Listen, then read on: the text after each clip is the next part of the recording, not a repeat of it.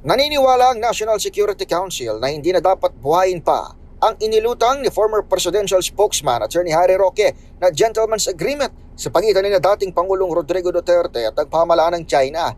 Ayon kay NSC Assistant Director General Jonathan Malaya, naiba ang diskarte ni Pangulong Bongbong Marcos sa West Philippine Sea, partikular na sa isyu ng BRP Sierra Madre sa Ayungin Shoal. Sa isang pahayag, sinabi ni Malaya, suportado ng taong bayan ang taktika ni Marcos. Patunay ng ilang survey kung saan lumitaw, mayorya sa mga Pilipino ang gustong ipagtanggol ang bansa sa mga banta.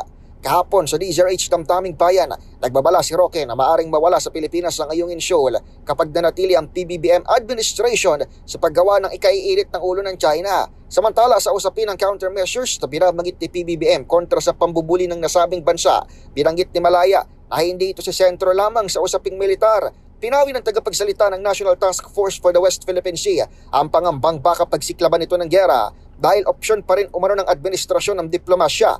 Isa nga sa mga sinasabing solusyon ng Marcos Jr. administration ang bagong kautusan ng presidente sa pagpapalakas ng maritime domain awareness ng mamamayan. Para sa MBC TV Network News, ito si Edniel Parrosa. Sama-sama tayo Pilipino.